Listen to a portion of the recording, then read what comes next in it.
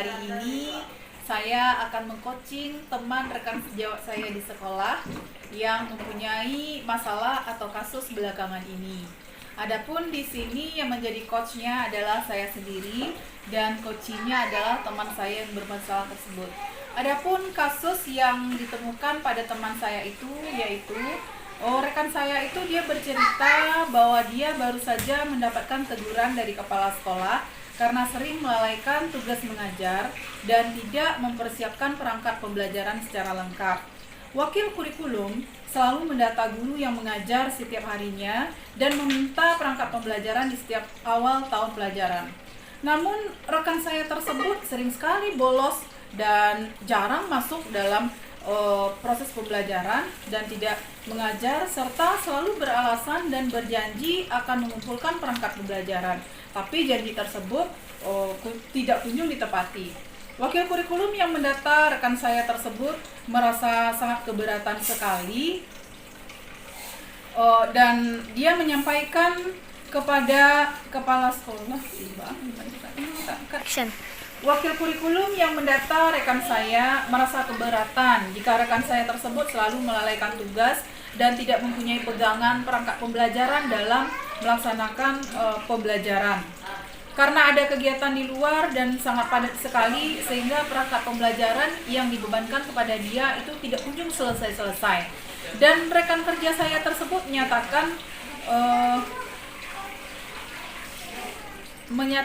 bahwa materi pembelajaran itu sebenarnya sudah ada di kepalanya karena dia merasa sudah berpuluh tahun mengulang proses pembelajaran sehingga materi-materi yang akan diajarkannya itu sudah berada di pikirannya. Wakil kurikulum merasa tersinggung sekali dengan pernyataan tersebut dan memberikan laporan tentang hal itu kepada kepala sekolah. Nah, bagaimana solusi saya menanggapi ini? Ikutilah video berikut ini. Assalamualaikum, selamat siang Pak Bas. Kelihatannya Pak Bas murung sekali setelah keluar dari ruangan kepala sekolah. Apa benar itu Pak Bas? Waalaikumsalam. Selamat siang juga Bu Mira. Benar Bu, saya merasa tidak nyaman setelah Bapak kepala sekolah memberi teguran kepada saya. Kalau boleh tahu, ada apa ya Pak Bas? Ya Bu, ada masalah sedikit. Kalau Bapak tidak keberatan, Bapak boleh cerita kepada saya tentang masalah Bapak. Saya siap kok menjaga kerahasiaan masalah Bapak dengan teman-teman rekan sejawat kita. Begini Bu, belakangan ini saya sering menyelesaikan tugas mengajar. Terus ketika saya diminta perangkat pembelajaran saya selalu menolak dan berdalih bahwa perangkat pembelajaran tersebut tidak bermanfaat lagi bagi saya. Oh, begitu rupanya ya Pak. Saya mau bercerita dengan Ibu karena saya ingin mendapatkan solusi dari permasalahan yang saya alami sehingga tidak terbebani lagi bagi saya dan saya merasa nyaman lagi dengan melaksanakan tugas di sekolah ini. Terus ada lagi Pak? Saya ingin memperbaiki cara mengajar saya sehingga merasa nyaman mengajar Bu Mira.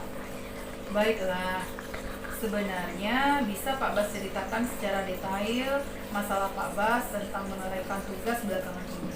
Dan Pak Bas pun tidak mau membuat perangkat pembelajaran ketika Pak Bas akan mengajar di kelas.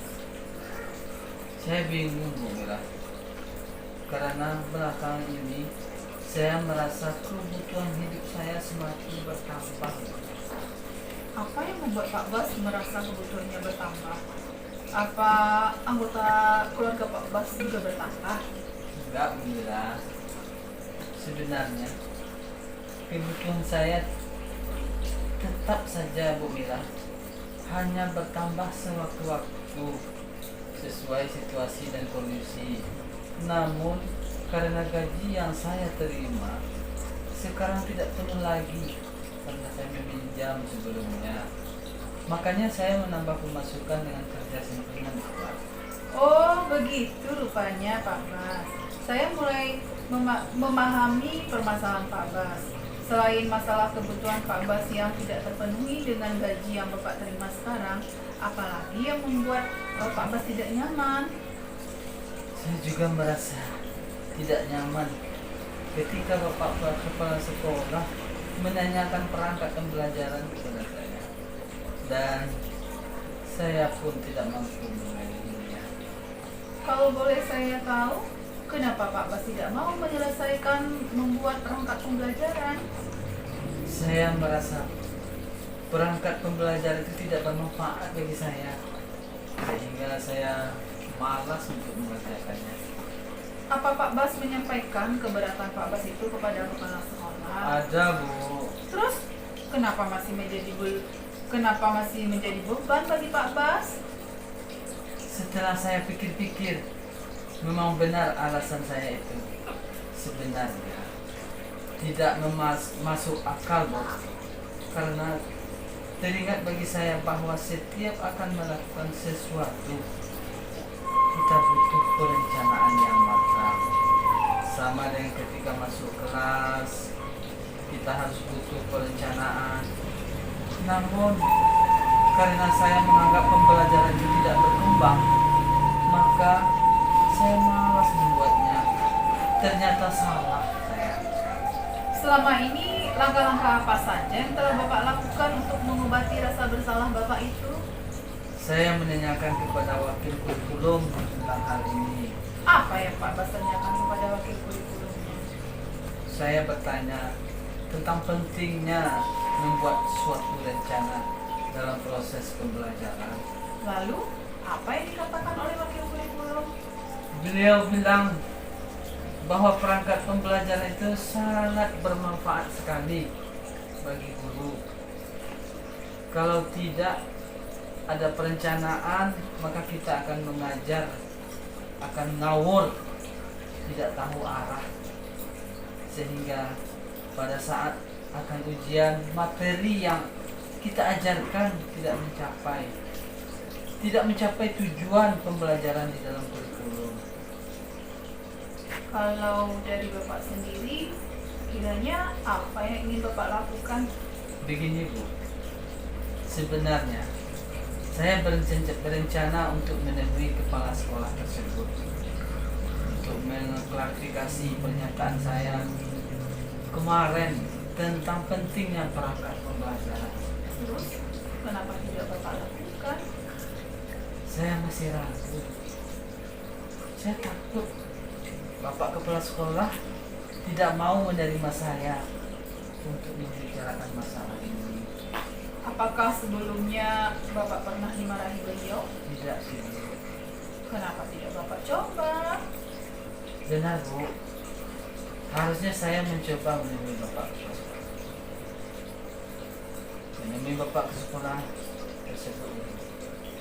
Ya, keren sekali ya Pak. Setelah Bapak bertemu Bapak Kepala Sekolah tersebut, apa yang ingin Bapak sampaikan? Saya ingin menyampaikan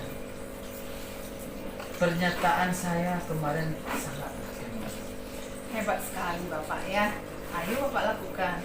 Selain itu, apa yang akan Bapak lakukan lagi?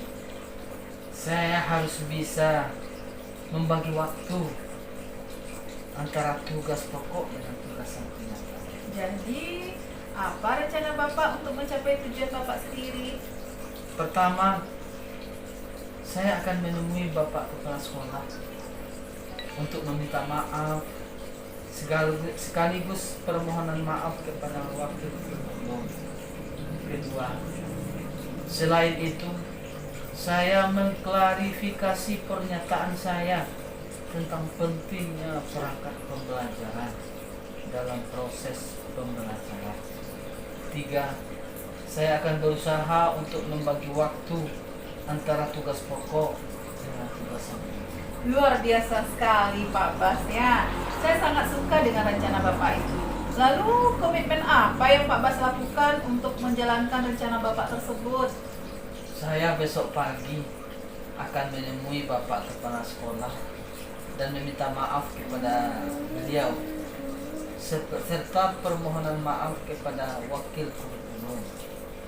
Selain itu, saya akan berniat untuk membuat perangkat pembelajaran secara lengkap, serta saya harus mampu membagi waktu dalam melaksanakan tugas wajib dan tugas aktif.